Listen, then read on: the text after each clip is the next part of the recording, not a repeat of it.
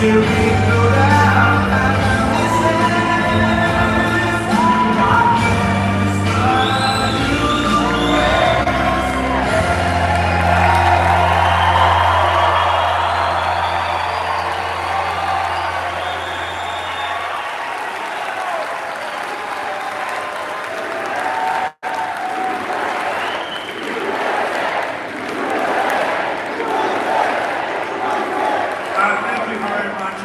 Dubuque and hello, Iowa. I'm thrilled to be back in the proud home of the first in the nation caucuses. You know why? Because I put you there, and I'm going to keep you there.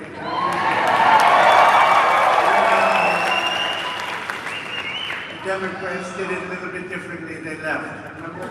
I have a feeling you're going to remember that. Less than 4 months from now, each of you is going to cast the most important vote of your lives. This will be the most important election of all of our lives, because our country is going to hell. With your support, on Monday, January 15th, we're going to win the Iowa caucuses in a historic landslide. We're going to crush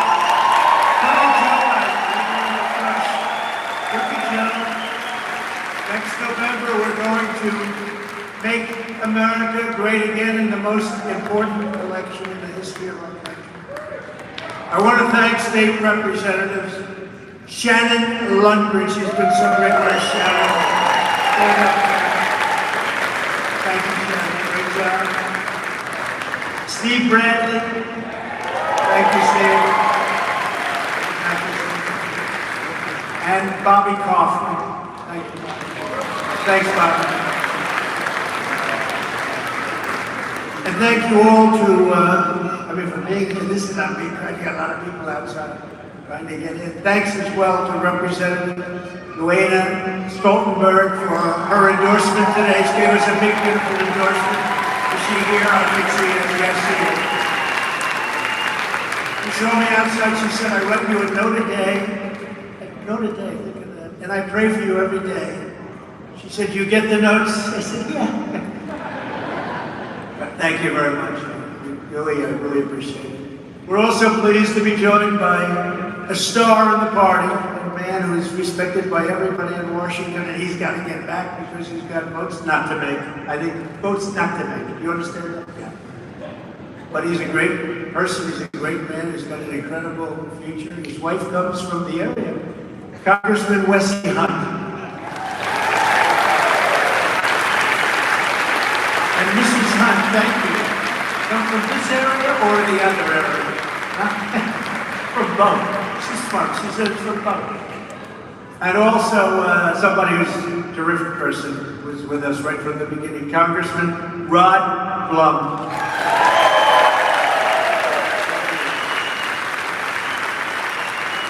And my former acting attorney general, great person, great football player, actually, Matt Whitaker.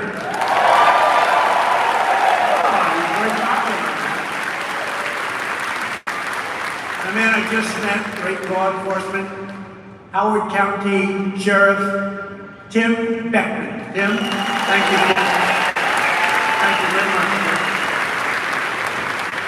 One of the most important issues in this campaign is ending the nation-wrecking catastrophe on our southern border. There's never been anything like this. Under my leadership, we had the most secure border in U.S. history, acknowledged by everybody. Now we have the worst border probably in the history of the world. There's no place in the world with a border like we have. Millions and millions of people coming in. Under Crooked Joe, lawless mobs of unscreened, unvetted illegal alien migrants are stampeding across our border by the millions and millions, including hordes of criminals, terrorists, human traffickers, child smugglers, gang members, and inmates emptied out of their prisons, insane asylums, and mental institutions. That sounds bad, but it's actually worse than that. This is an invasion, and I'm the one candidate who, from day one, knows exactly how to stop it. We're going to stop it very quickly.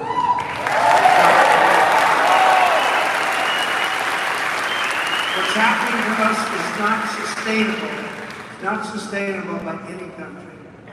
I believe the number is going to be by the end of the year 15 million. The real number is 15 million people. That's the size of New York State.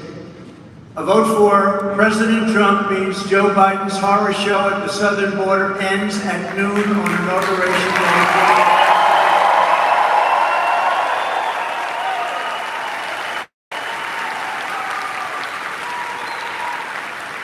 In 2016, you remember this, I ran on the border wall. That was a big deal. I ran on the border and the unsecure and very unsafe border. And we did so well that by 2020, the election of 2020, nobody even talked about the border.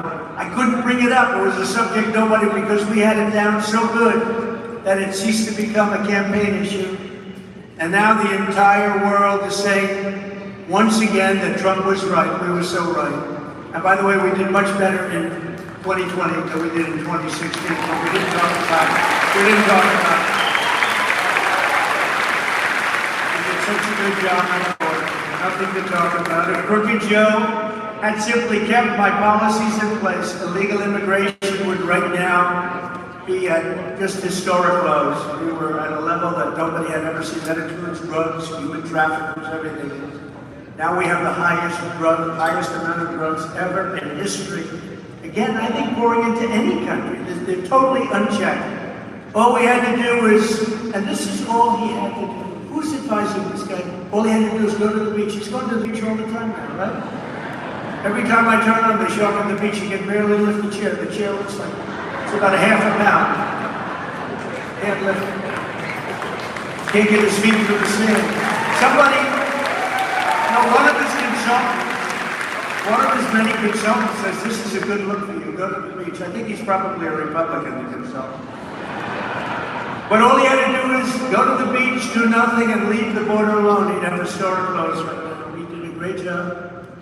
Just think of what we achieved under the Trump administration. I ended the human, economic, and national security calamity known as catch and release, where you catch somebody and release them in the United States, oftentimes criminals. I gave a free hand to our great ICE agents and let them do their jobs. These are brave people. I have friends in the audience. A couple of them are tough people. Very tough people. They're not tough like the ICE people. They go into those nests of MS-13. They go in there swinging. This is not like a normal situation. This is a rough job for my three friends here. They think they're tough guys. You're not going to do it. But they go in there swinging and grab them and put them into the paddy wagons, and we take them out of the country. In the older days, with a man named Barack Hussein Obama. Did I do it? Barack Hussein Obama. They wouldn't take them back in these countries where they came from. Guatemala, Honduras, El Salvador. They wouldn't take them back. They put airplanes on the runways, big airplanes, commercial jets on the runways, so when they'd fly in, they couldn't land. They stopped the buses from bringing them back. And they said to me, so we can't get them out, it's impossible, they won't take them back. I said, how much money do we give them as a country? $750 million for the three primary countries where you have the MS-13, $750 million, which is peanuts compared to what we give away to a lot of others, which was stopping. And we were stopping it fast. They said, stop payment immediately. So we stopped payment. The following morning, I got a call, all three separately. Sir, I understand there's a misunderstanding with regard to our wonderful gang members from MS-13. We love them very much. What is the problem, sir? I said, well, you know, we give you a lot of money, but you won't take it back for about 7 years, almost 10 years, you're not taking it back. Sir, we would be, absolutely, we would be honored to take them back. Please send them our way, we'll take them back. We love MS-13 very much. So we started sending them back, and they took them so fast, you have no idea. We still didn't pay them, we didn't count them. We deported a record number of illegal aliens. All the way back then, they had a horrible situation going, and they announced fraudulent removal numbers, totally fraudulent numbers. We sent home nearly 1 million illegals during my first term, and we will far surpass that number because we have no choice. No country can sustain what's happened to us in the last 3 years. No country can sustain it. Just as I promised, I built nearly 500 miles of border wall. You know, they like to say, oh, it was only 50 miles. If there was a little board laying in the ground because there was a wall that was built 60 years ago, it was rotted, just laying on the ground, they'd remove it. They'd say, that was a renovation, that wasn't a new wall. No, we built, and it's actually in their stats, even the immigrant stats. Almost 500 miles of wall. We took it out of the military because Congress was terrible on this issue, terrible. Even certain Republicans like Mitch McConnell. Is he a Republican? Is he a Democrat? I thought he was a Democrat. He gives them everything they want. I thought he was a Democrat. But you know, we took that and because I called it an invasion. I said, this is an invasion of our country. But nobody ever thought they'd see numbers like what you're seeing today. We completely finished our original plan and then built even more wall. Almost 200 miles of additional wall was there ready to be installed. Could have been done in 3 years. And they said, no, we don't want it. We want to have open borders. And a lot of people, including me, thought they were kidding. They weren't kidding. They're sick. There's something wrong with them. Either they are not smart, and I think they have to be smart because anybody that cheats on elections like that can't be stupid. Or they want to destroy our country, which is, I think, what they want to do. Where the wall went up, illegal border crossings way down by an incredible, almost 100%. And when I said Mexico will pay for the wall, they largely did. You know, they like to say, I said Mexico. Well, I called up Mexico. I said, you know, you're letting a lot of people in as we're building the wall, because once the wall goes up, then they see, you know, it's like water. They see an area where there's an opening. Where the wall went up, but I said to Mexico, you have to give us 28,000 soldiers, armed soldiers. First, you're letting in people at a level that nobody's ever seen before. No, we won't do that. I said, yes, you will, because if you don't do it, I'm going to put a tariff on everything you sell, because including the car industry there, they stole 32%. And I happen to like the president of Mexico a lot. He's a socialist. You can't have everything. I like him. But his representative came and said, we would never do that. The State Department said, sir, they'll never do that. We've been trying for 20 years, sir. I said, that's okay. You'll do it 100%. They said, no, they won't do it. I said, I guarantee you they'll do it. I didn't want to make him a bet because a long time ago during a debate, Romney made a bet. Do you remember that? That didn't work out well. Do you remember? He said, I'll bet you $10,000. And then immediately he became known as an elite. His 2 bets, 10,000, right? I would have made him a bet, but I didn't want that to happen to me. But I said to the person, that said, a woman who was very good, but she was dealing with Mexico for 20 years, never got anything. And he came in, the top representative of Mexico. I said, listen, you're going to give us 28,000 soldiers because you're letting a lot of people go through your country. No, we cannot do that. I said, yes, you can. If you don't, we're going to put a 25% tariff on everything, including the millions of cars that we sell into our country every year. He said, sir, I'd like to go and make a phone call to you. Mine. I said, not at all, call the president, because that's who he was calling. He comes back 5 minutes. Sir, it would be our great honor to supply you with 28,000 soldiers.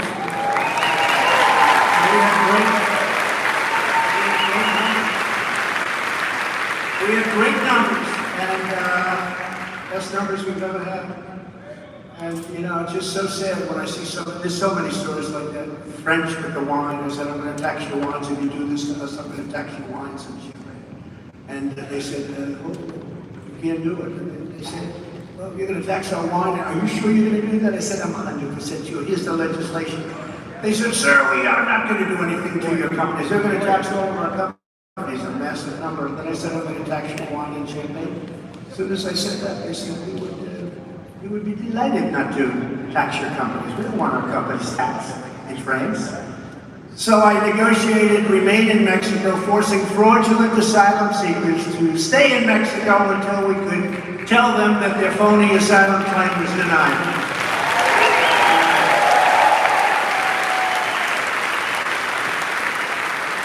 Now, by contrast, in his first 100 days in office, crooked Joe Biden and the radical left Marxists took 94 open border actions. Think of it, 94. He canceled the border wall, ordered a virtual shutdown of ICE, implemented nationwide catch and release. Nobody's ever seen the kind of things he did. They gotta hate our country. Ended remain in Mexico. Remember, used to be remain in the United States and come back in 5 years for your court case. Me, I get a court case in 30 days. Takes them 5 years. Takes them 5 years, come back, and they never show up and nobody cares. They ripped up my asylum bans, terminated my expedited removals under Title 42, which was a big deal. Even the judge said, "Are you sure you want to do that?" And began resettling millions and millions of illegal migrants into our communities at taxpayer expense. Numbers like nobody's ever seen, not just New York, it's all of our cities, but countrysides too. You're being affected. Even here, you're being affected. Biden puts China first, Mexico first, Ukraine first, Canada first, Europe first, Asia first, illegal aliens first, everyone first. But he puts America last, he puts our military last, he puts veterans last, he puts everything that's good and proper to be last. That's what it is. It's called America Last. That's what his program is. And I don't think he understands his program anyway. It's people that surround him that are doing it, because he doesn't have a clue. The guy can't put together two sentences. I put America first every single time.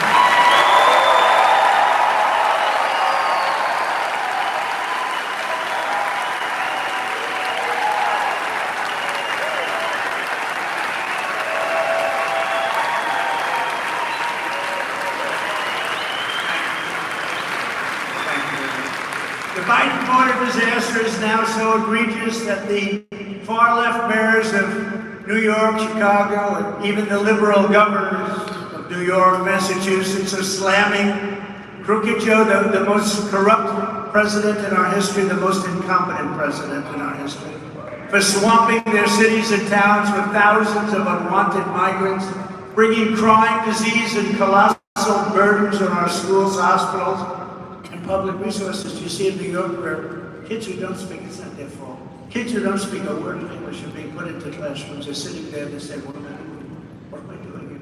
They don't do anything about it. There's nothing they can do about it. The mayor of New York said the migrant crisis will destroy New York City, and he was excoriated for saying that. But even worse, Biden's deadly border betrayals are destroying innocent lives. Just days ago, an illegal alien criminal who was previously caught and released into the interior by Crooked Joe was arrested for brutally murdering a 28-year-old young man. Fabulous future ahead of this young man, stabbing him many, many times. In Erie County, New York, another illegal alien who was among hundreds and hundreds of migrants who were flowing in, bused from New York City to upstate rural communities by the man. Communities like this were charged with raping a woman in a hotel room in front of her 3-year-old toddler and beating her up very badly. Another illegal alien bust to the same area attacked an aid worker tasked with helping the migrants. This was a person who was helping the migrants out of whatever feelings she may have had. And then he violently raped her again and again. Many people have been badly hurt and even killed by the illegal migrants invading our country. If you want, does anyone ever hear the snake? Do you know the snake? Should I do it or not? You tell me. We have time, right? I brought it. Should I do it? All right. It's a metaphor. It's accurate. It's not a snake. It's people that we're allowing into our country. Many criminals, people from jails, from mental institutions, terrorists. This is what, and this is where I think it's quite accurate. On our way to work one morning, down the path along the lake, a tender-hearted woman saw a poor, half-frozen snake. His pretty colored skin had been all frosted with the dew. Poor thing, she cried. I'll take you in, and I'll take care of you. Take me in, O tender woman, take me in, for heaven's sake. Take me in, O tender woman, sighed the vicious snake. She wrapped him up all cozy in a comforter of silk and laid him by her fireside with some honey and some milk. She hurried home from work that night, and soon as she arrived, she found the pretty snake she'd taken in had been revived. Take me in, O tender woman, take me in, for heaven's sake. Take me in, O tender woman, sighed the vicious snake. She clutched him to her bosom. You're so beautiful, she cried. But if I hadn't brought you in by now, you truly would have died. She stroked his pretty skin again and kissed and held him tight. But instead of saying, "Thank you, ma'am," the snake gave her a vicious bite. "Take me in, O tender woman, take me in, for heaven's sake, take me in, O tender woman," sighed the vicious snake. "I saved you," cried the woman, "and you've bitten me, but why? You know your bite is poisonous, and now I'm going to die." "Shut up, silly woman," said the reptile with a grin. "You knew damn well I was a snake before you took me in." That's what's happening.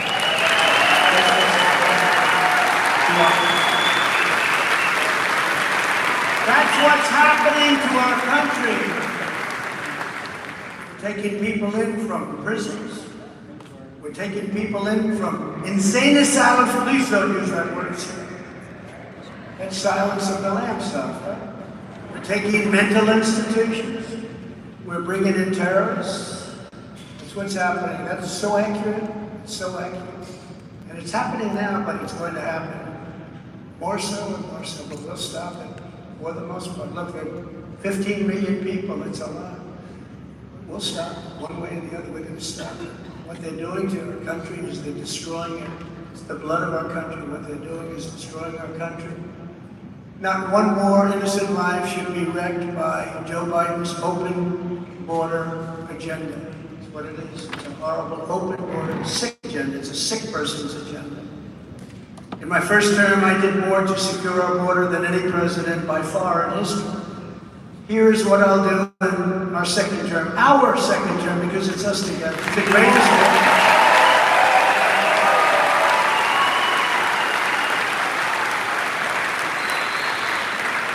It's the greatest movement in the history of our country and probably any country. And if we do this, it'll be written about for hundreds of years.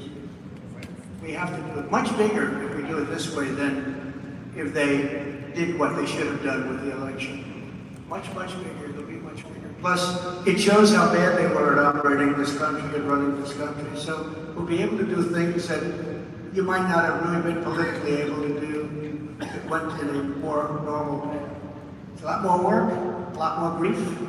You know, if I were in last place or third or fourth or fifth or something, I wouldn't get indicted. If I didn't run, I'd be right now in a beautiful beach somewhere, but a real beach, and I'd be able to lift my own chair. Get my feet through that shit. But nothing would have happened. This is election interference, that's all it is. This is election. These are Biden indictments. These aren't indictments. These are surgery. They're indicted like it's legit. The fake news back there, oh, that's a lot. Got a lot of cameras going. Got a lot of cameras going. But no, it's fake stuff. Think of it. This man, first time it's happened in this country. It happens in banana republics, it happens in third world countries a lot. This man indicted his political opponent, who's leading the Republican Party by 50 to 60 points, and who's leading him, one came out today by 9 points. That's a lot.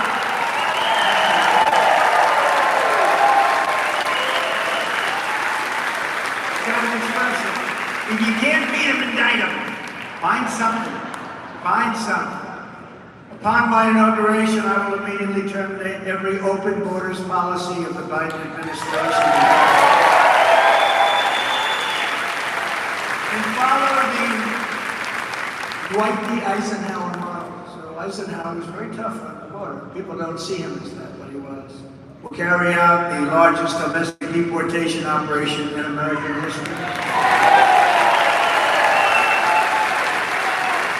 And I'll also invoke immediately the Alien Enemies Act to remove all known or suspected gang members. We have tremendous numbers of gang members. MS-13, the worst gangs in the world, they say. The drug dealers, the cartel members from the United States, ending the scourge of illegal alien gang violence once and for all. We took them out by the thousands and thousands of people we took out. And then the election got rigged, and didn't participate, and they came in, and so many other bad things happened, including Russia would have never gone into Ukraine, China wouldn't be talking about Taiwan. I will shift massive portions of federal law enforcement to immigration enforcement, including parts of the DEA, ATF, FBI, and DHS, all of them, you know. And I'll make clear that we must use any and all resources needed to stop the invasion, including moving thousands of troops currently stationed overseas, guarding other people's borders. We guard other people's borders, but we don't guard our own. Think of it. They said to us, what are you doing? You're guarding them. They don't even want it. They don't even. Remember, I moved the troops from, we had 5,000 troops between Syria and Turkey, and I moved them. I took them out. I took them out, and everyone said, oh, that's terrible. I said, they've been guarding their borders for 2,000 years. They don't need our, and it was very dangerous because these 5,000 troops, it sounds like a lot, but they were between two armies of hundreds of thousands of people. 5,000 people is nothing. They were going to be decimated. Everyone said, oh, taking them out is terrible. I took them out, nothing happened. They fought for a little while, the two countries, and then they said, let's work out a peace deal. They worked out a peace deal. We got all our people out. The fake news never likes to talk about all of those things. We did things that nobody has ever seen. Before we defend the borders of foreign countries, we must secure the border of our countries. Very simple. I will deploy the U.S. Navy to oppose a fentanyl blockade, and we did that previously, and we were knocking that out. You wouldn't believe it. They were having a lot of problems. But it's going to be a blockade on the waters of our region, boarding, inspecting ships to look for fentanyl and fentanyl. The people that sell the fentanyl, who are very rich people, very, very rich people. But you know, I believe the real number is 300,000 people a year being killed. In a war, you don't lose that many people. We're being invaded by foreign interests, including business interests, because these are the biggest companies. These are bigger than the companies you read about in the Wall Street Journal. These are big, big, powerful companies. What they do to our country is incredible. And they met great force with us, and they were going to meet a bigger force. And then we had the dust blowing from China. And we had another problem that we had to work, and we did a great job with it. Didn't get the credit we deserved, but we did a great job. We left the stock market higher than it was pre. You look at pre-COVID coming in, or the China virus, to be more accurate, coming in. We left the stock market higher.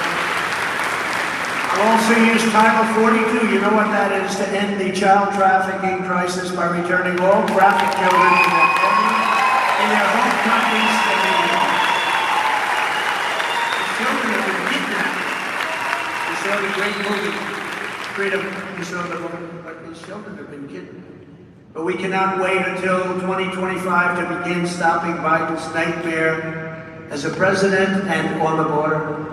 That's why I'm calling on congressional Republicans to ban Joe Biden from using a single taxpayer dollar to release or resettle illegal aliens into the United States effective September.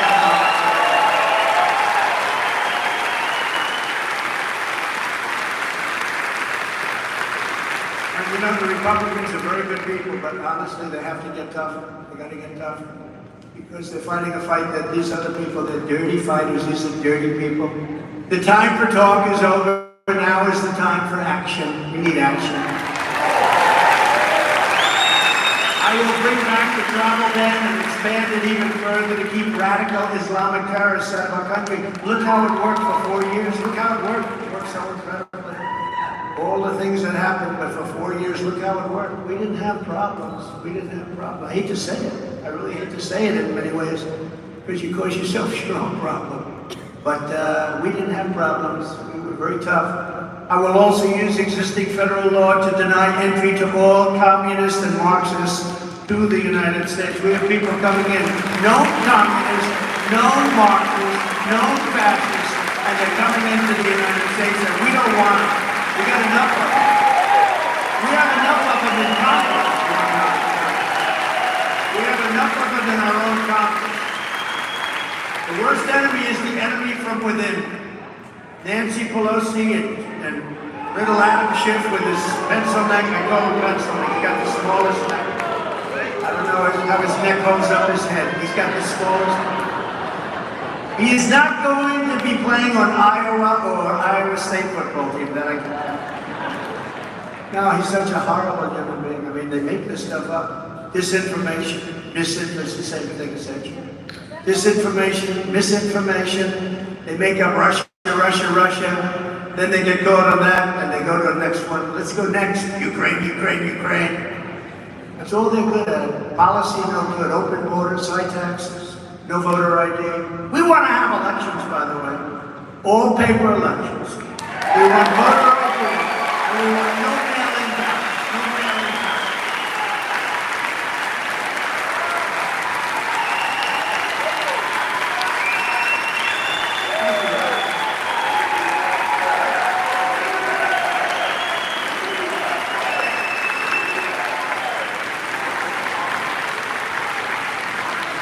You know, it's one of the biggest things when you look at polls, the polls say that it's one of the biggest things in election fraud. People in this country, you gotta have borders and you have to have free and fair elections, otherwise you don't have a country.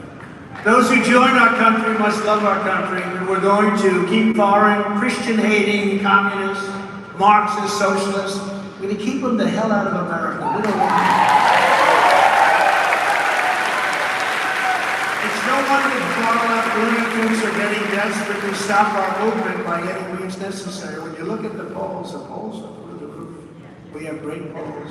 Best polls we've ever had. You know, it's amazing. I'm the only person ever indicted who went way up in the polls. I get indicted for saying the election was rigged. I get indicted for saying that Joe Biden is a crook. That's a terrible thing to say. They didn't know how crooked he was until the last few months, and I have to say, Jim Jordan and Jamie Coburn are doing a good job. As you know, Crooked Joe and his radical left thugs have weaponized law enforcement to arrest their leading opponent on fake and phony charges. This is high-level election interference. It's what they do. And it's happening for a single reason, because I'm the only candidate they do not want to run against. I'm the only one that shows that I'm winning in the polls, too. You know, the only one that's beating them in the polls. They start off at a level, a Democrat. Much easier to be a Democrat. You know, they start off at a certain level that they get, no matter how bad you are. Because I kept saying, how come he's at 37? Well, you know, he's got, I don't want to insult any groups because we get a lot of them too, like unions, they're coming in for us big. The auto workers, they want to destroy the auto workers in this country. They want to have cars made all electric. They're all going to be made within 3 years. They're all going to be made in China. The auto workers, it doesn't matter what they get. It doesn't matter what they get because they're not going to have a job in 3 years. The new Fox poll has me up by almost 50 points over Ron DeSanctimonious and beating Biden by a lot. You know, I call him DeSanctimonious because he would have never been in politics. He was finished. He was out. The election was virtually over. He came in. He begged me for an endorsement. I said, I don't know. I did say this one of the few times. Made a statement. Wasn't totally. I said, if George Washington and Abraham Lincoln came back from the dead, Ron, and they endorse you, you'd still lose. You'll lose it by so much. He said, oh, you're very popular in Florida. I love Florida. He said, if you endorse me, I think I'll win. And I gave him an endorsement. I didn't know the other person. He was Secretary of Agriculture, Adam Putnam. I hear he's a good man, but I didn't know him. So I gave him an endorsement, and he was like a rocket ship. Just from the endorsement, he went up. He won a few days later. I mean, literally a short time later, he won the primary. Then he ran against somebody who turned out to be a crackhead, but he was the hottest politician in the Democrat Party. Remember? Good-looking guy. He was going to be, automatic. He was going to be a president someday. Lots of luck. I hope he has an easier bet than I had. But he was going to be a president someday, and Ron said, I won't be able to beat him. I said, Ron, I'm going to give you a couple of big Trump rallies, and you're going to beat him. And we gave him rallies, and he won. And then 4 years later, they scream at him, these lunatics in the back of the press. Will you run against the president? They said to him. And he looked at them, I have no comment. I said, no comment? This guy has no comment. That means he's running. And I started hitting him from the following day. I got a lot of heat. A lot of people people would go, "Sir, you shouldn't attack him. He's a Republican." I said, "I don't care. What difference is that?"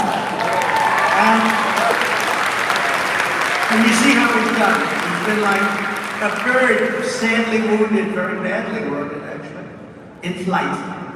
So he's been crashing, and we just got a poll, and I think New Hampshire, he's in 5th place. I wish him a lot of luck. You know, when you're loyal, and my consultants say, "Okay, paid all this money," they don't know much. I want to use the word crap, but then I get myself in trouble. The First Lady says, "Darling, you shouldn't use that word." Sometimes I'll say hell.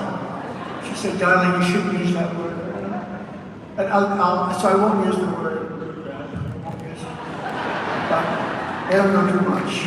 It doesn't sound as good when you say that, right? They don't know too much. They don't know crap. Right, Wesley? Wesley knows that. Right? Anyway, but they said the people don't care about loyalty. Look, they don't care if he was loyal to you or not. Don't even mention it. I said, "Let me do my own thing if you don't mind." They said, "You'll never run for president because nobody ever became president unless you were a general." Did you know that? 92% of the people were politicians and 8% were generals. So I wasn't a politician, I was a general. And I ran. They said, "You won't win." So these are the same people that are telling me this. But with Ron, they said, "Nobody cares about his loyalty to you. Take it off the table." I said, "I'm not going to take it off the table. I'm going to," and you know what? I think it's one of the big reasons that he's failed so badly. Second of all, he's not a talented politician, obviously, because he hasn't done very well. But you know, when you get somebody, Wesley, here's a guy who's loyal to me. I gave him an induction. By the way, I think Wesley would say I helped him a hell of a lot, right? But he's somebody that appreciates it. I think people should appreciate it. I appreciate it when people do things for me. But this guy didn't appreciate it, so I hit him exceedingly hard. Some people say, "Why do you hit him so hard?" Because I gave him the position, I made him, and then he announced he was going to run against me. That's a bad seed. That's a bad seed. In the CBS poll, I'm beating Biden and leading by, in some cases, 15 points with independents. Remember, they used to say, "Well, Trump has a problem with independents." I don't think so. Then they say, "Trump has a problem with women." No, I don't have a problem. You know, the women.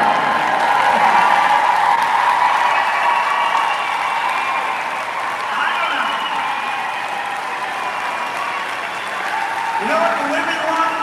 The women want more than, they don't want crime. They want to have strong borders. They don't want people pouring into their neighborhoods and sleeping on their lawn. They were talking about the suburban woman. I think I did great with suburban women. Okay?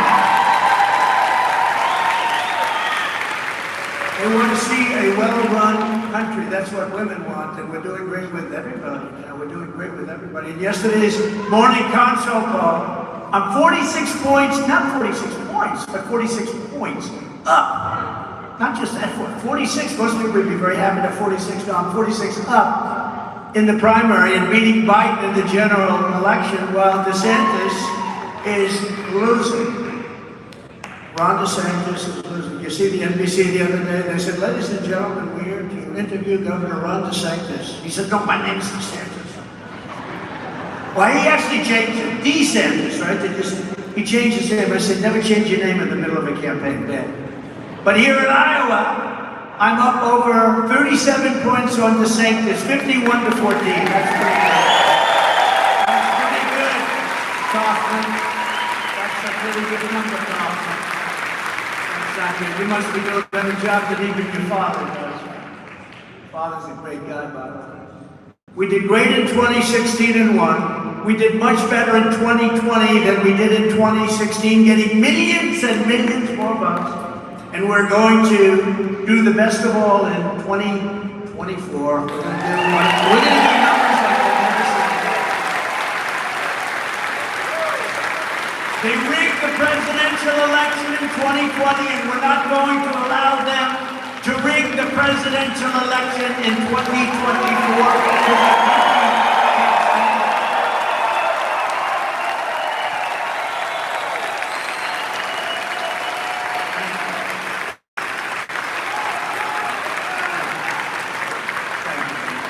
Every time the radical left Democrats, Marxists, communists, fascists, Every time they indict me, I consider it a great badge of honor. There must be something a little strange up here because most people crawl into a corner and they die. I'm being indicted with you. Thanks a lot, I appreciate it. I am. I'm being indicted for you, right? He questioned the election. He questioned the election. He must be indicted immediately. How many Democrats question my election against me? I don't call it crooked Hillary, but I'm using that now. I don't like to have to. You know, there are enough ways. I call it beautiful. She's a beautiful woman. I call it beautiful, beautiful. But how many Democrats, think of it, went after my election? I mean, they still, now they're keeping a little bit quiet. You know, it doesn't look good. Never forget, our enemies want to stop us because we are the only ones who are capable of stopping them, and they know that. We are going to stop them. And we really stop them.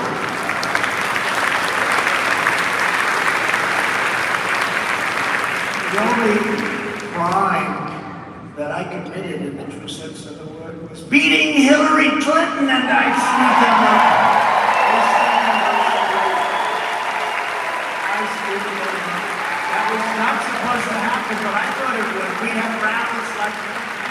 I will tell you, though, I said before, there's more spirit. This was supposed to be just a little gathering, and then boom. Can't get into the hall. We just did another one, and you can't get into the hall. It's amazing. There's more spirit now than there ever was for either of these two races, and a lot of that, I don't think I've changed too much. A lot of it is because they're so bad. It's so bad. People see it, and they see the contrast, and we did do a great job. We get credit for being one of the greatest administrations. We rebuilt our military, biggest tax cuts ever, biggest regulation cuts ever. Strongest border. Would have been no Ukraine. You would have had no inflation because energy caused inflation. You would have had no inflation. We had no inflation. They want to take away my freedom because I will never let them take away your freedom. It's very simple. They want to silence me, Wesley, because I will never let them silence you. And in the end, they're not after me, they're after you. I just happen to be standing in their way. As your president, I fought for the people of Iowa like no one has ever fought before. Fought hard for you. I took on communist China like no administration in history. I mean, hundreds of billions of dollars pouring into our treasury when no other president had gotten even 10 cents from China, not 10 cents.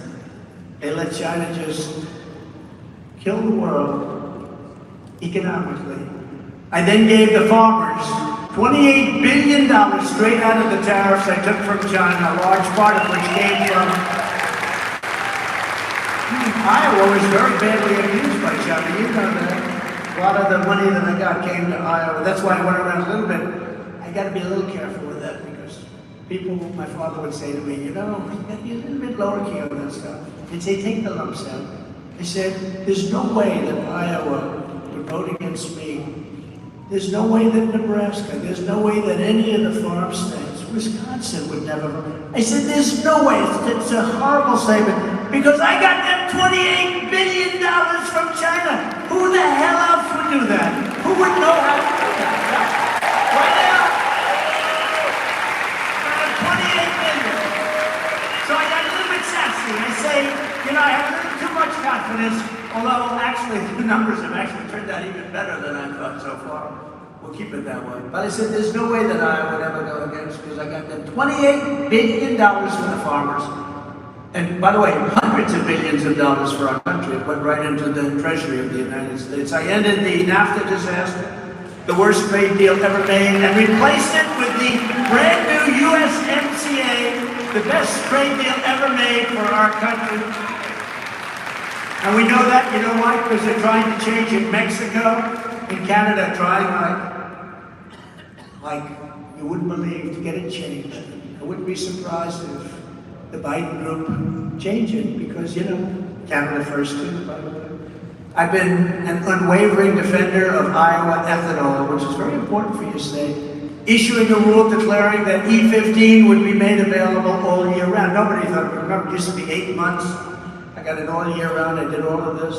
I also dramatically increased the number of fueling pumps where E15 could be sold across the country. And I also got the pumps that they could keep the original pumps because they were actually better than the new ones, but they wanted everybody to change their pumps. I said, what's the difference? Well, the old ones are actually better, but we just want to change. I said, no, you're not going to do that. So we were able to use the pumps, little things like that. I don't want to bring it up, but little things like that. And I'll remain your ethanol champion with 4 more years in the White House. Now, the sanctimonious is a sworn enemy of ethanol. Ron DeSantis. He repeatedly sponsored legislation to demolish the entire industry and called ethanol, quote, a noxious example of money-seeking and crony capitalism. That's not nice. And then he comes out, I think I'll be in favor of ethanol. Now, you know, one thing about a politician, when they come out for something early, that's where they end up going. They may change during an election, but that's where they end up going. If DeSantis gets his way, Iowa's economy would be wrecked, ravaged, destroyed. He also voted to gut Medicare and Social Security, you don't know that, and voted 3 times to raise the retirement age to 70. Well, you people have worked a long time. You don't have to have the age raised to 70. There are other ways we can save a lot of money. A lot of money. We can start, by the way, not only save a lot of money, make a lot of money, we can start by drilling for our liquid gold right under our feet.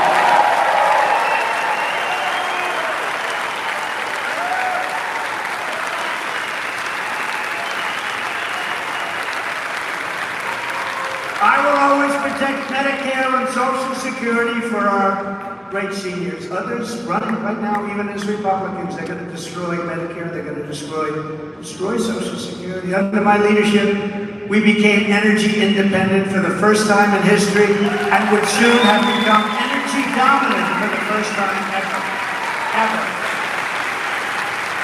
We were drilling at a level that nobody had ever seen before. We were going to very soon be energy dominant. We didn't need anybody already. We were independent. But we were going to have so much. We were third after Russia and Saudi Arabia.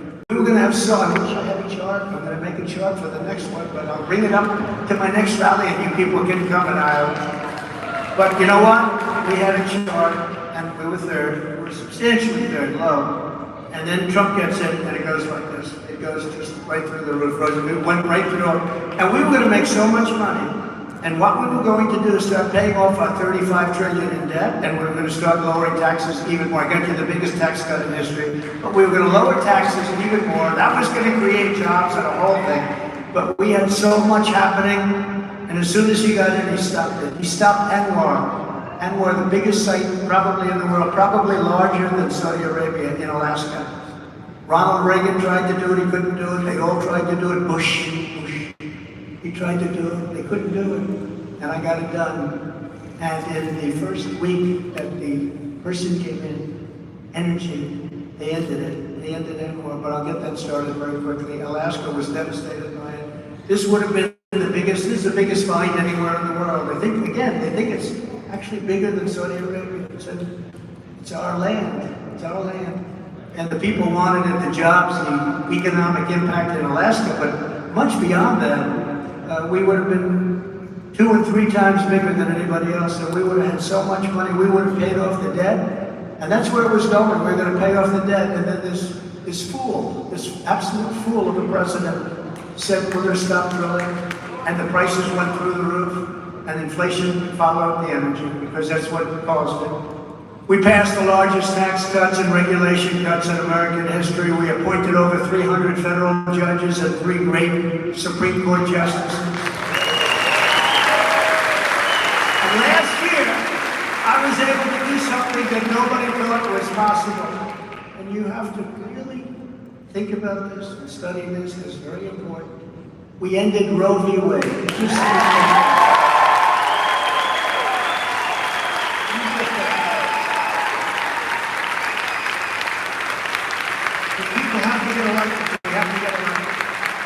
I did something that for 52 years people talked. They spent vast amounts of money in fighting it, but they couldn't get the job done. 52 years they fought. And they fought hard. They spent large, they had fundraisers every night. They couldn't get the job done. I got the job done. I got it done. And it's thanks to the three great Supreme Court justices and others that I appointed, this issue has been returned to the states where all legal scholars on both sides felt it should be. A few points. Now the pro-life community has tremendous negotiating power. You had none. When you had Roe v. Wade, they could do whatever they want. They could destroy the baby in the 8th month, the 9th month, or even after birth. You know that. They would destroy babies after birth. Like Ronald Reagan before me, I believe in the 3 exceptions for rape, incest, and the life of the mother. I believe in that. Without the exceptions, it is very difficult to win elections. We would probably lose the majorities in 2024 without the exceptions, and perhaps the presidency itself. But you have to follow your heart regardless. You have to follow your heart. You can't do it for just the election, but you have to follow your heart. At the same time, we have to win elections. Otherwise, we'll be back where we were. In order to win in 2024, Republicans must learn how to properly talk about abortion. I was watching some of these people.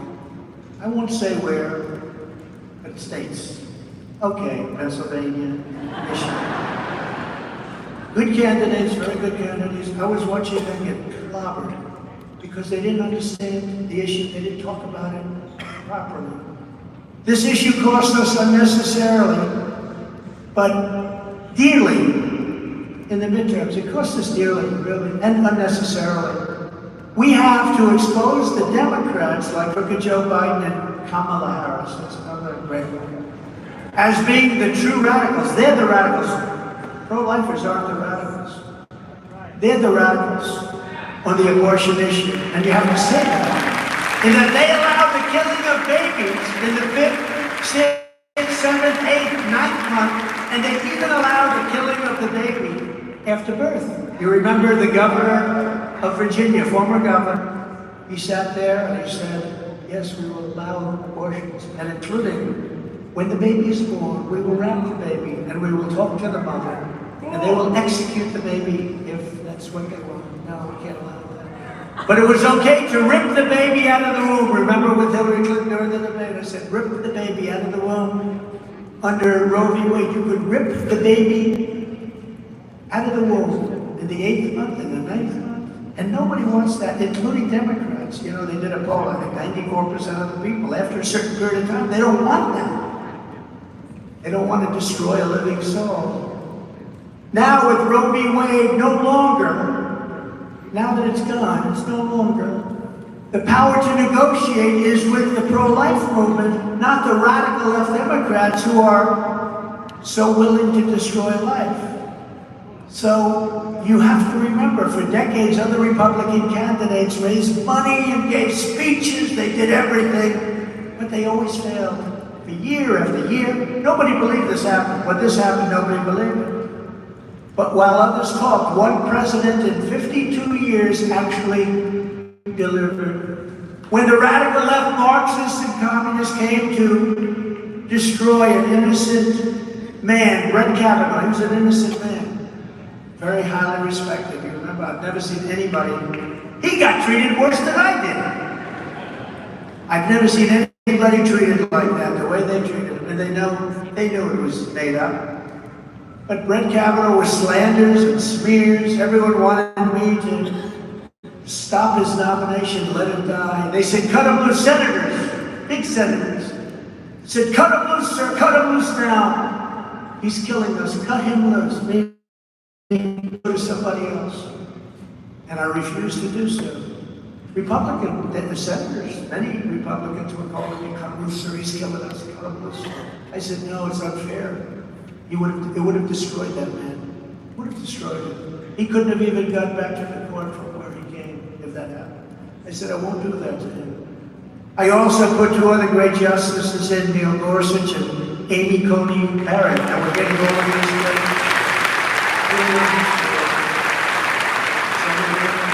The same people attacking us now are those who have been failing you for decades, but unlike them, I don't just talk. I get the job done. I got this job done.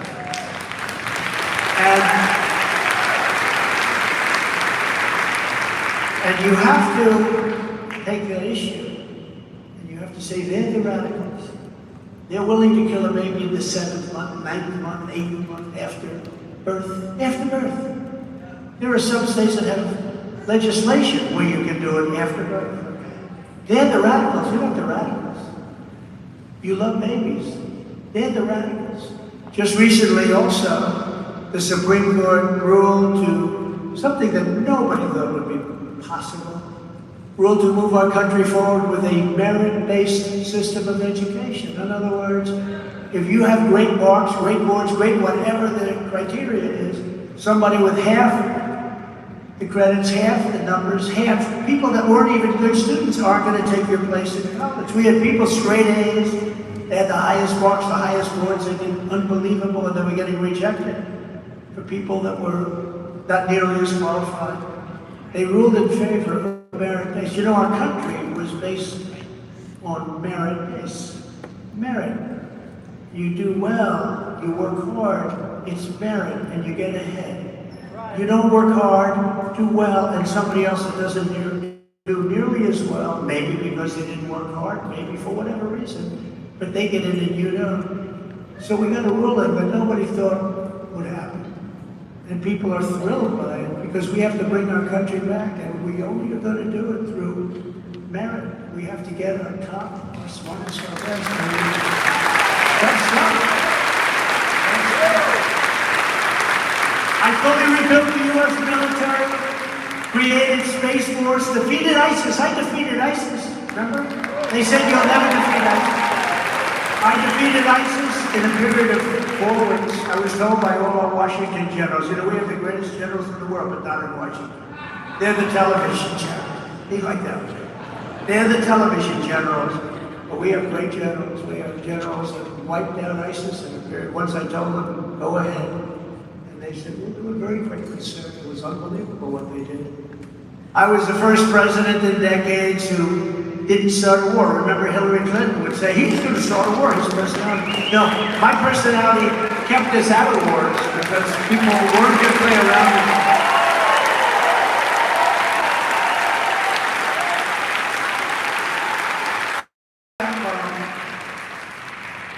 And I was the one that got the move in Afghanistan. We were all set to just bring them, but we were going to leave with dignity and strength. We were taking the soldiers out last, not first. You ask a child, just a child, if you ask a child, would you take the soldiers out first, 5 years old? Or would you leave the soldiers until the equipment's out, the American citizens are out, whoever else you want to take? A child would say, well, leave the soldiers at last. They took the soldiers out first. These are incompetent people. We have incompetent people running our country, and our country has never been in more danger of World War III than it is right now. And we don't want to be the world's policeman. Under my leadership, our police and law enforcement knew that we had their back.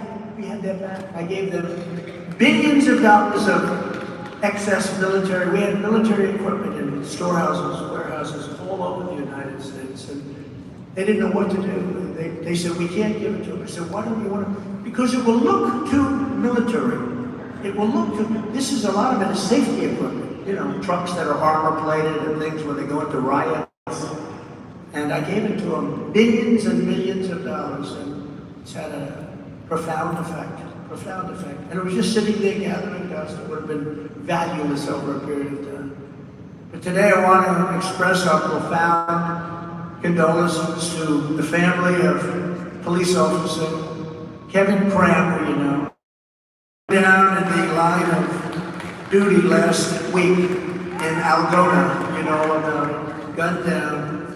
We send them our love and our prayers, and we want every police officer across the state to know that they are heroes and they have our total support. These are great people, our police officers.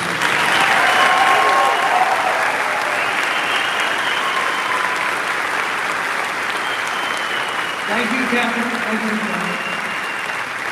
Unlike Biden, I stood proudly with our friend and ally, the state of Israel. I I kept my promise, recognized Israel's eternal capital, and opened the American embassy in Jerusalem, and I got it built also. It would take 25 years for somebody to do it. I got it built very quickly. I also recognized Israeli sovereignty over the Golan Heights, something that they've been working on for 58 years. Planes would fly in every year. They'd come in and they'd leave. Nothing would happen. I got it done very quickly. And I withdrew the United States from the disastrous Iran nuclear deal. The bad part is they haven't done anything with it. And now Iran's making nuclear weapons, and this guy does nothing about it. That was the biggest thing I did for Israel. I ended the Iran nuclear holocaust, I call it. It would have been the worst. And we were going to make a deal. We would have had a deal with Iran within 2 weeks after the election took place. And when that happened, all of a sudden China went back to buying oil. I prohibited China from buying oil. I said, if you buy oil from Iran, you're not going to buy anything. We're not doing business with you. We're going cold turkey. A lot of people like that anyway. We're going cold turkey. They said, sir, we never want to buy oil from you. Now they're buying millions and millions of barrels of oil, making Iran very rich. And we would have had a deal, good for everybody, good for Iran, frankly. We would have had a deal, but the election got in the way of that one. We did the Abraham Accords, we did so much, but we would have had a deal there, and that would have been a good one, but they've done nothing with it. They haven't done anything with it. They had such a great negotiating position, but they had no idea. But all of that was just the beginning. Here's just some of the agenda that we will immediately implement when we become the 47th president of the United States.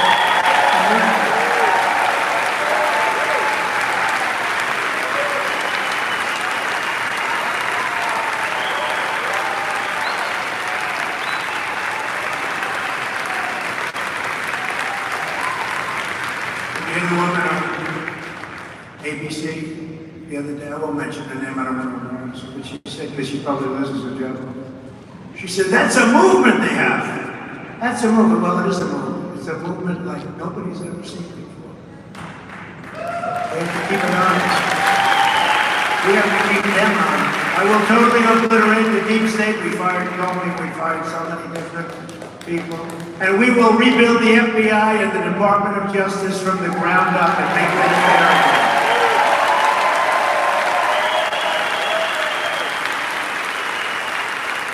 Before I even arrive at the Oval Office, shortly after we win the presidency, I will have the horrible war between Russia and Ukraine settled. We'll have it settled. It will never happen.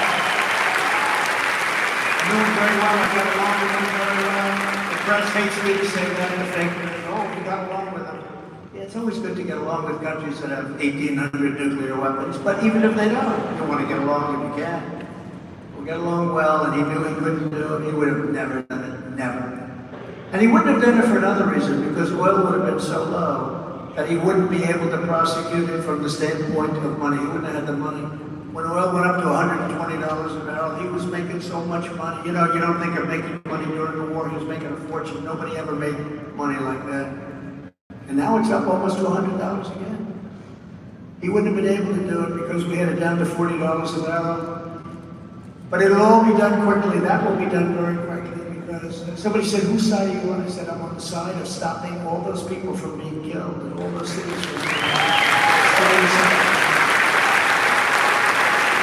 And I'm the only candidate who can make this promise. I will prevent World War III.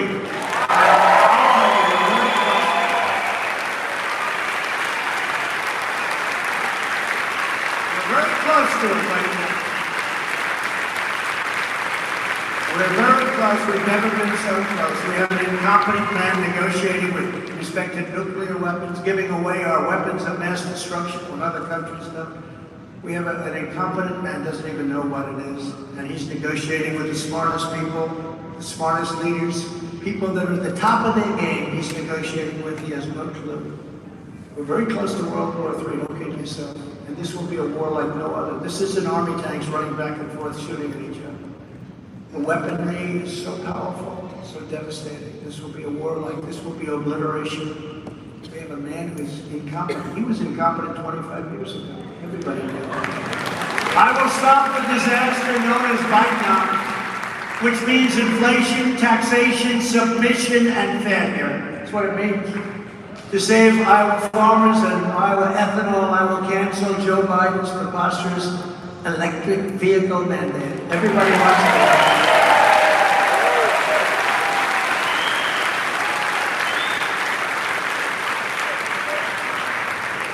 Isn't it ridiculous? The electric car's fine, but if you want an electric car, you get one. Maybe you don't want to travel long distances, but if you have long distances, now they're doing it with trucks. They want all trucks to be all electric. A large, big, beautiful, I won't use the name of the company, the best company for making them. They can get 2,000 miles on a very large tank of gas, 2,000 diesel fuel, 2,000.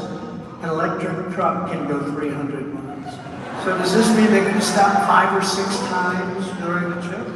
The trucking businesses are all going to go out of business. So many bad things that you're talking about. Our wonderful chain. The chain is going to be broken at a level that's never been broken before. One of the big truckers told me, every year when we get a new fleet, every 2 years they get, he said, on average, the trucks get better, and more fuel efficient. A lot of good things happen, but they get better and better. If this happens, we will have taken our fleets back 60 years. He said, and nobody's going to survive it. Nobody's going to survive it. But there will be no forced transition to all electric cars. If you want an electric car, you go buy it. I would think that, I got his highest ratings. When, I don't know if you saw this, but Tucker Carlson interviewed me a few weeks ago. And we had 270 million people watching. And that was on Twitter, say it. Commonly known as X. What's that all about? But it was on Twitter and other platforms. But it was on there. By the way, the greatest platform is Truth. I hope. Is everybody on Truth? That's my platform. That's where I speak. But we have 270 some odd million people watching. That's the largest in history. Very interesting. It's the largest. You know who the second was? Michael Jackson being interviewed by Oprah Winfrey many years ago. That was second, and that was about 150 or something. But this was 271 million people. It was such a great honor to be saying it. But when I look at the things, there's so much to talk about. Did anybody meet the fake press locally? Meet the press. New series just opened. Kristen Welker is the head coach, Sleepy Chubb. You remember Sleepy Chubb? She took Sleepy. He looks like he's sleeping, so I came up with the name Sleepy Chubb. He likes me very much. But he got the boot, and she's in. And she was a little nasty, but not too bad. I've had worse. But they got tremendous ratings. As long as we get ratings, as long as we have a voice, we'll be able to be okay. As long as we have a voice. But the fake news was very upset that they allowed it.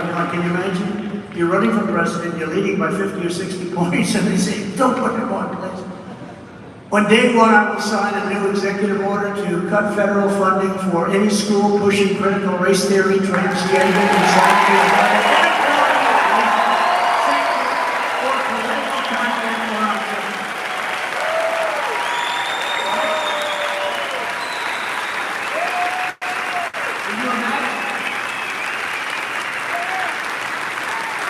Can you imagine? And the next thing, I will not allow the mutilation of our children. Now, can you imagine 10 or 15 years ago having a candidate stand up and say, we will not allow the mutilation, and it's really sexual mutilation of our children, but the mutilation of our children. Can you imagine having to say a thing like this?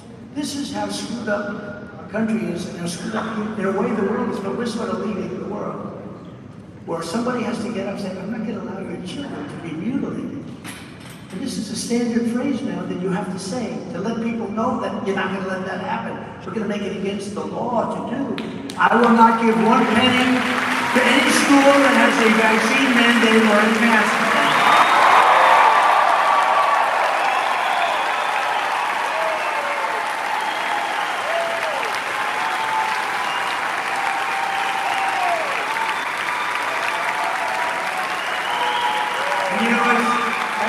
president, I let the governors really cover the whole thing with respect to the China virus. I let the governors do it. And a lot of the Republican governors, you look at South Dakota, you look at South Carolina, Tennessee, a lot of places did a fantastic job. They did really a fantastic job. Georgia did a very good job. A lot of places did a very good job. And a lot of places did. No Democrat did a good job because they closed everything up. They want masks, so double masks. But I gave that's the federal system. You let the governors make the decision. But it was a very important thing to do, and some of the governors really did a good job. And I'll close the Federal Department of Education, and we will move everything back to the states where they can individualize education and do it with love for our children.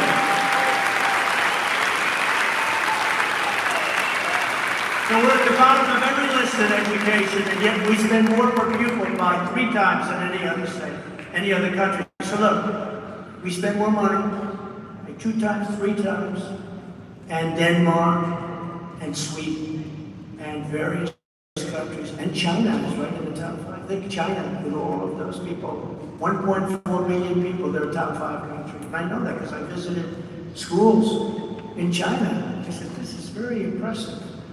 And we're way down at the bottom. We're down at the end. We were very close to the end. We talked about this a little while ago. We're right down at the end.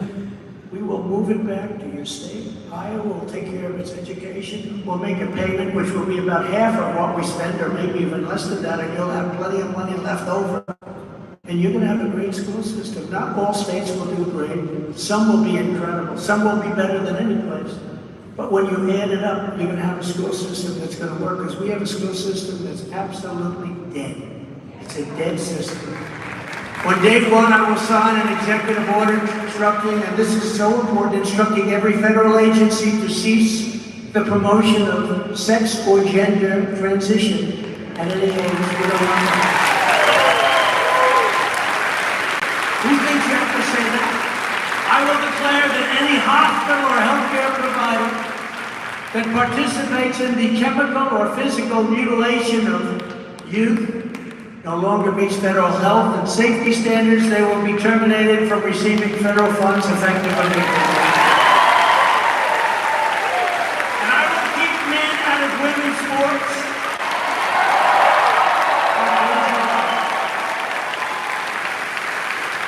How crazy is that? 2 weeks ago, our weightlifting record was broken by numbers that you wouldn't believe. Stood for many years. They put it on the little quarter of an ounce on one side, they just couldn't do it. The women couldn't get it up. They couldn't do it. Guy comes along. He lifted a lot. He broke the record by like 140 pounds. How crazy is it, right? How crazy. And you know what? It's very bad. It's very demeaning to women, too. The swimmer, how you tell that story. I'm not going to go into a big deal, but I tell them, I look down, I look left, I look right. I look left, I look right. The woman, she's a great champion. She's been swimming largely against these people because they're all champions. Then she looks over here and she sees a guy that's like this monstrous guy, who's a woman now. And he looks at her and stares at her. He's got a wingspan like Wilt Chamberlain. Does anybody know who Wilt was? Wilt was a large person. Wilt was 7'2", and he was a great NBA player. He scored 100 points in one game, if you remember. That's a record I think will never be broken. But Wilt is still Chamberlain, so she looks at you and says, and then I say jokingly, and she was badly injured in that meeting. Because when the race started, he went by her so fast that she got windburn, horrible. She hasn't recovered. It's so crazy, it's so demeaning to women. And I'll sign a law that I said in all 50 states will prohibit sexual mutilation of these beautiful children. I will restore the Trump ban on transgender in the military with a ban on it. That's what the generals wanted until they got on television. Just as I did for 4 years, I will fully uphold the Second Amendment. That was not easy, but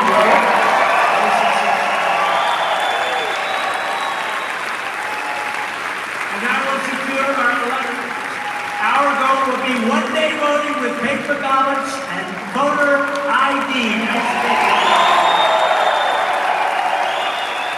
But until then, Republicans must compete, and we have to win. And in conclusion, this is what we must do to restore our country to greatness.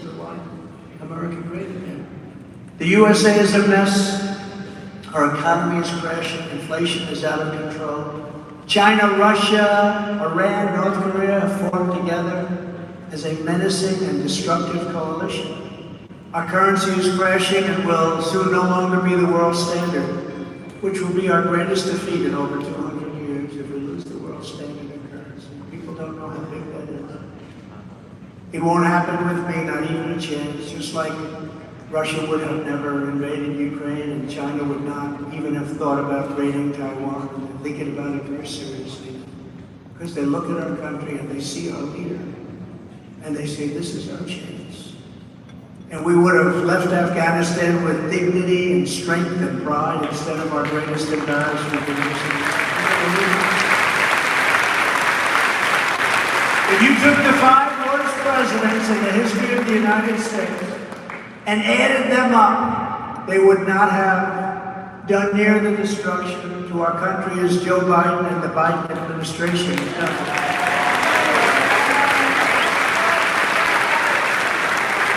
We are a failing nation. We are a nation in decline. And now these radical left lunatics want to interfere with our elections by using law enforcement.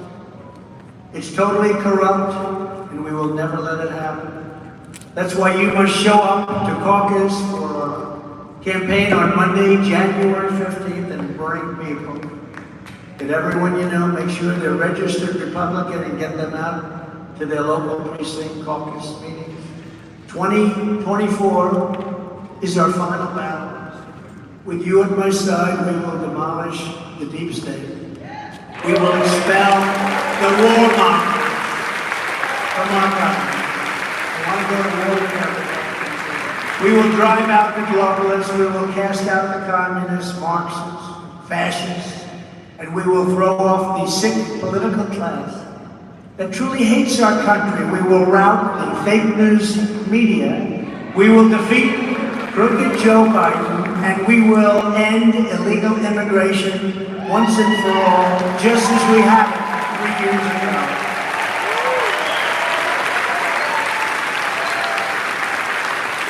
The great silent majority is rising like never before. And under our leadership, the forgotten man and woman will be forgotten no longer.